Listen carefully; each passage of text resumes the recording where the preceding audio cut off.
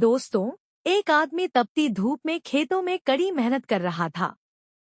उसके पसीने में लथपथ शरीर इस बात का गवाह था कि उसने अपना पूरा जीवन इसी मेहनत में बिता दिया है। अचानक उसे दूर से एक गाड़ी आती हुई दिखाई दी। उस गाड़ी के चारों ओर लोगों की भीड़ थी और सभी उत्साह में झूम रहे थे। गाड़ी में सजीद जी एक लड़की बैठी थी। उसके गले में फूलों का हार था और हर कोई उसकी तारीफ में लगा हुआ था। वह आदमी अपनी मेहनत को विराम देकर खड़ा हो गया और उत्सुकता से उस गाड़ी की ओर देखने लगा। धीरे धीरे वह गाड़ी का काफिला उसके करीब आता गया। जैसे ही गाड़ी उसके पास रुकी, लड़की ने गाड़ी का दरवाजा खोला और नीचे उतरकर उसकी ओर बढ़ी। वह उसके पास पहुंची, एक पल के लिए उसकी आंखों में देखा और मुस्कुराते हुए बोली, बाबा, अब मैं जिला अधिकारी बन गई हूँ। इतना सुनते ही उस आदमी के चेहरे पर खुशी और गर्व की लहर दौड़ गई। उसकी आंखें नम हो गईं और आंसू उसके गालों पर बह निकले। उसने अपनी बेटी को गले से लगा लिया और फूट फूट कर रोने लगा। उस भीड़ में हर किसी की नजरें उस पिता पुत्री के इस भावुक मिलन पर टिक गई थी। तो दोस्तों, ये लड़की कौन थी और ये आदमी कौन था? आइए इस कहानी के माध्यम से जानें। यह कहानी एक छोटे से गांव के एक मेहनती किसान सुरेश की है। सुरेश का जीवन कठिनाइयों से भरा था। उसकी पत्नी का बहुत पहले ही निधन हो गया था। अकेले ही वह अपनी बेटी गौरी की परवरिश कर रहा था। उसने कड़ी मेहनत करके अपनी बेटी को पाल पोस कर बड़ा किया और उसकी हर जरूरत पूरी की। गौरी पढ़ाई में बहुत तेज थी और उसे पढ़ाई का जुनून भी था।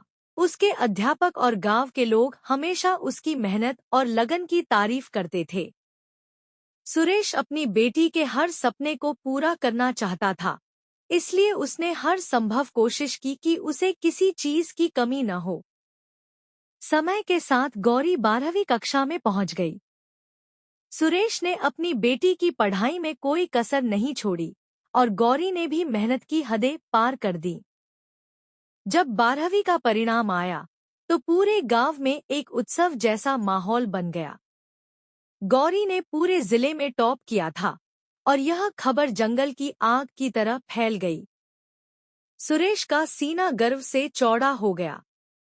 अब वह अपनी बेटी को और भी ऊंचाइयों पर देखना चाहता था। गौरी ने सुरेश के सपनों को सच करने की ठानी और अपनी मेहनत से सरकारी परीक्षा में सफलता हासिल कर ली। आज वह उसी परीक्षा में पास होकर एक सम्मानित जिला अधिकारी बन गई थी और आज उस तपती धूप में अपने पिता को देखने आई थी, जिसने अपनी पूरी जिंदगी उसकी खातिर न्यौछावर कर दी थी।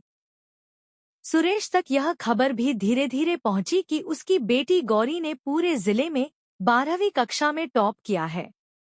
यह सुनकर सुरेश को पूरी तरह समझ में तो नहीं आया, क्योंकि वह ज्यादा पढ़ा लिखा नहीं था, लेकिन उसे इतना एहसास जरूर हो गया कि उसकी बेटी ने कोई बड़ी उपलब्धि हासिल की है। इस बात से सुरेश ज्यादा प्रभावित नहीं हुआ, क्योंकि उसके लिए मेहनत और ईमानदारी ही सबसे बड़ी चीजें थी।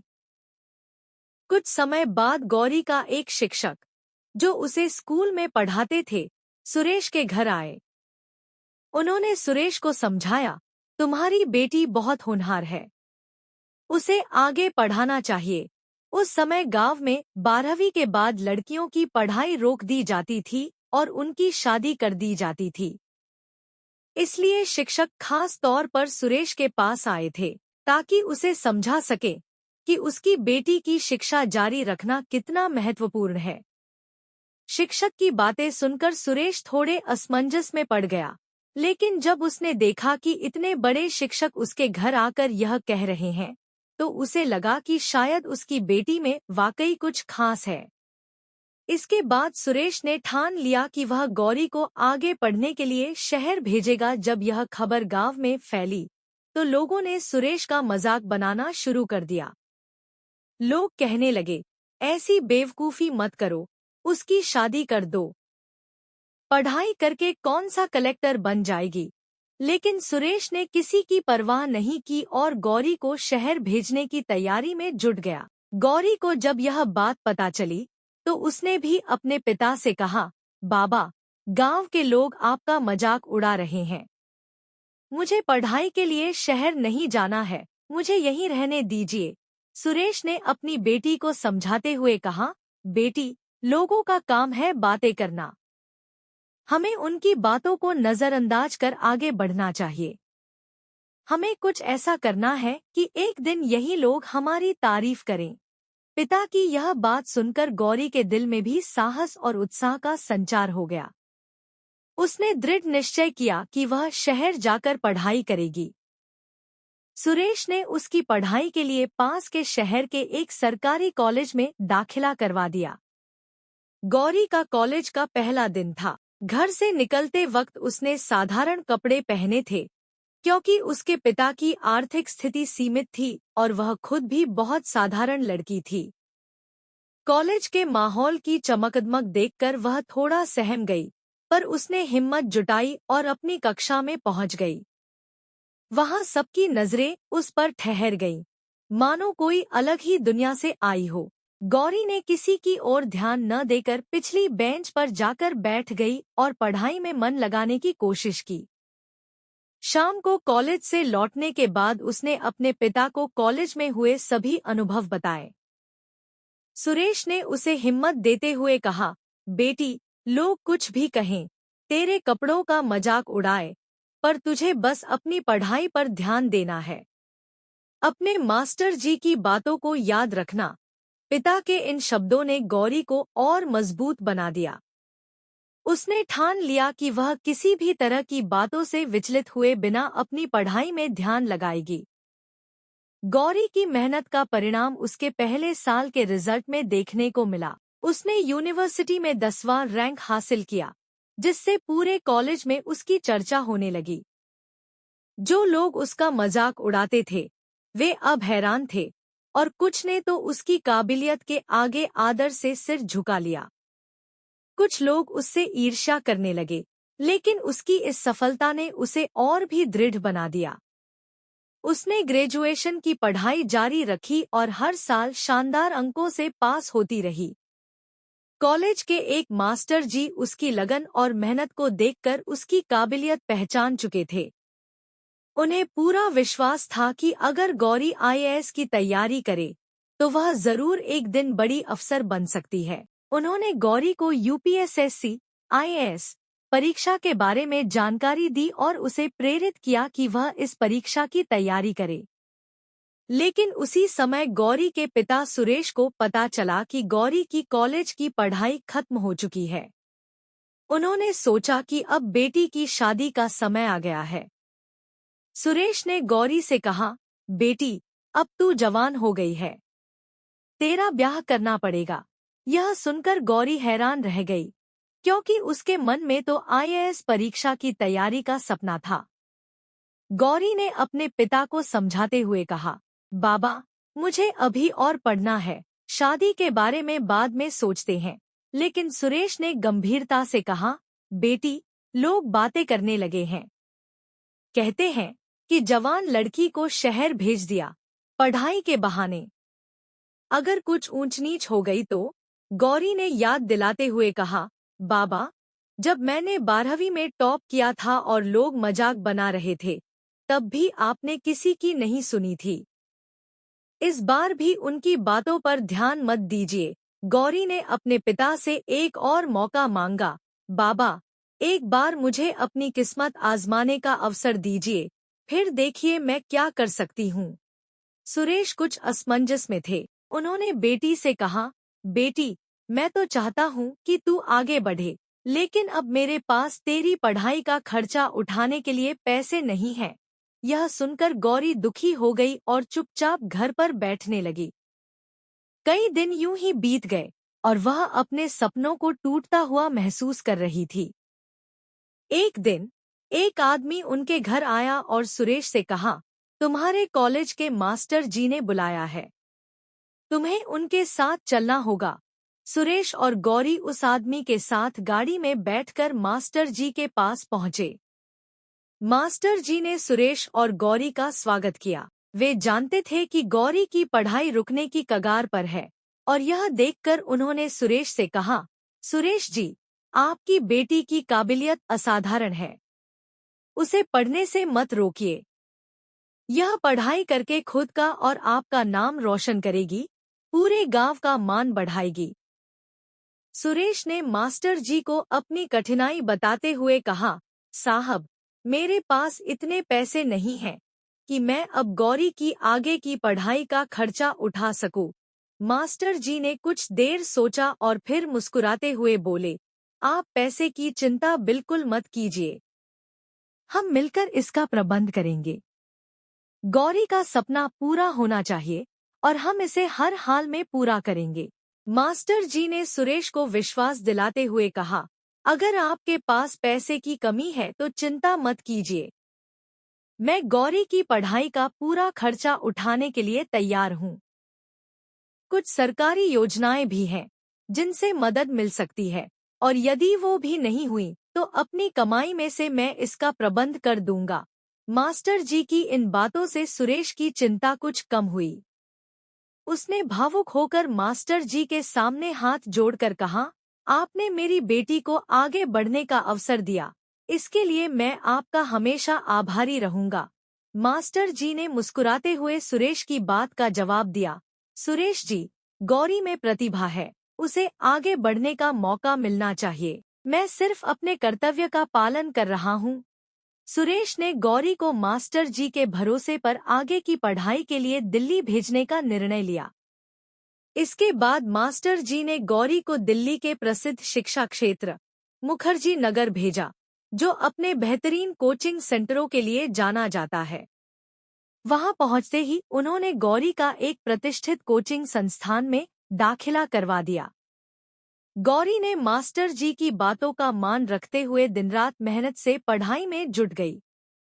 दिल्ली की जिंदगी और मुखर्जी नगर की किताबों और कक्षाओं के साथ तालमेल बिठाना शुरू में कठिन था, लेकिन गौरी ने कभी हार नहीं मानी। हर सुबह वह सूरज की पहली किरण के साथ उठ जाती और लाइब्रेरी में जाकर घंटों तक पढ़ाई करती। उसकी मेहनत, समर्पण और अनुशासन ने उसे हर चुनौती का सामना करने का हौसला दिया।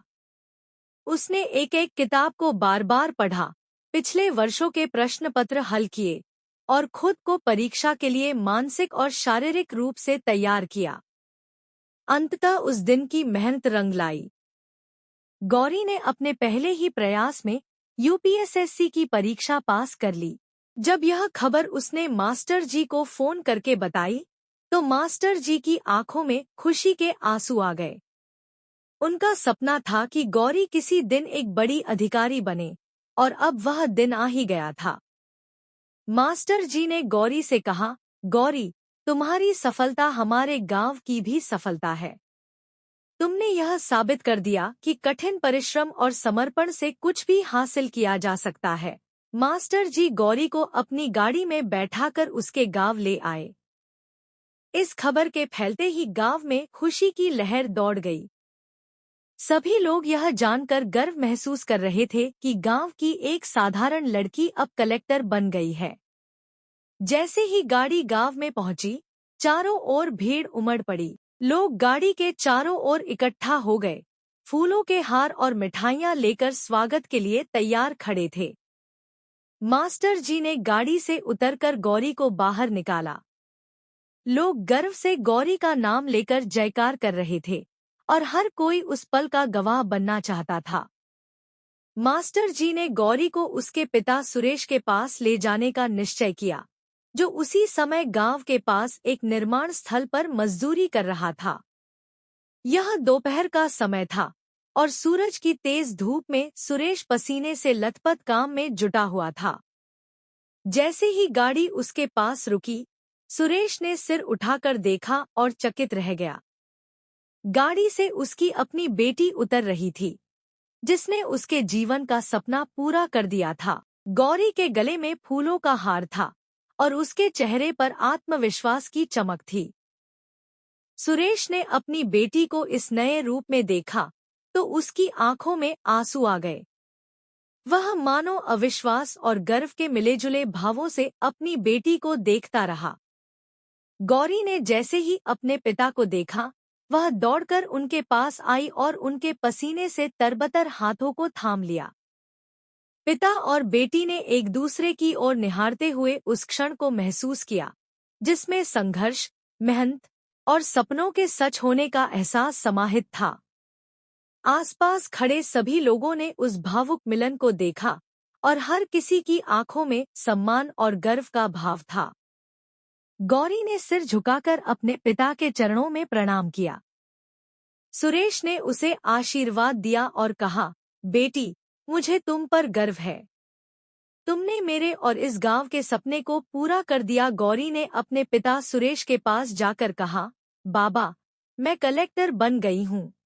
यह सुनते ही सुरेश की आंखों में खुशी के आंसू आ गए।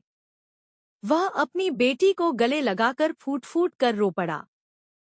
उसकी मेहनत और बलिदान का फल अब सामने था। गौरी ने अपने पिता को गाड़ी में बैठाया और पूरे गांव में घूमने लगी, जिससे गांव के लोग गर्व से भर उठे। गांव के लोग, जो कभी गौरी के पिता का मजाक उड़ाते थे, अब उनकी बेटी की सफलता पर गर्व महसूस कर रहे थे। सुरेश ने महसूस किया कि उसकी मेहनत का फल उसे मिला है और उसकी बेटी ने पूरे गांव का नाम रोशन किया है। गौरी ने ट्रेनिंग के लिए दिल्ली जाने का निर्णय लिया। ट्रेनिंग के दौरान वह कुछ पैसे भी कमाने लगी। अब जो पैसे वह आईएएस अधिकारी बनने के बाद कमाती थी, उन्हें वह अपने पिता को भेज देती थी ताकि सुरेश को अब मजदूरी करने की जरूरत न पड़े। वह चाहती थी कि उसका पिता आराम से अपनी जिंदगी गुजारे। गौरी की ट्रेनिंग लगभग 1.5 साल तक चली। ट्रेनिंग पूरी होने के बाद उसे एक शहर में नियुक्त किया गया, जहां वह अपने पिता सुरेश के साथ रहने लगी। सुरेश ने अपनी बेटी की मेहनत को देखते हुए एक नई जिंदगी जीने की शुरुआत की। अब वे लोग जो कभी सुरेश को ताने देते थे कि आप गरीब होकर अपनी बेटी को पढ़ने के लिए भेज रहे हैं, अब वही लोग सुरेश के पास आते और उसकी बेटी की तारीफ करते। वे कहते, भाई, धन्य है आपकी बेटी। उसने गरीबी में रहकर इतनी मेहनत की और इतने ऊंचे पद पर पहुंच गई। सुरेश गर्व से मुस्कुराता और अपने दिल में यह सोचता कि उसकी मेहनत का फल उसे मिल गया है। गौरी अपने उन शिक्षकों का भी दिल से आभार मानती थी, जिन्होंने उसे आगे बढ़ने के लिए प्रेरित किया। वह हमेशा कहती, गुरुजी, अगर कभी आपको मेरी जरूरत पड़े तो मुझे अपनी बेटी समझकर बेहिचक मदद मांग लीजिए। आप नहीं होते तो आज मैं यहाँ तक नहीं पहुँच पाती। गौरी अब अपने पिता के साथ सरकारी आवास में सुख शांति से रहने लगी। वह अपने जीवन में मिली इस नई खुशहाली का आनंद ले रही थी। तो दोस्तों, यह थी एक गरीब लड़की की कहानी जिसने बचपन से ही बहुत सारी तकलीफें झेली, लेकिन अपने हौसले और मेहनत से कलेक्टर बनकर अपने और अपने गांव का नाम रोशन किया। आपको गौरी और उसके शिक्षकों के बारे में क्या कहना है? हमें जरूर बताइए। अगर आपको यह कहानी पसंद आई हो तो वीडियो को एक लाइक दें और हमारे चैनल को सब्सक्राइब करें। फिर मिलेंगे एक और दिलचस्प कहानी के साथ। धन्यवाद।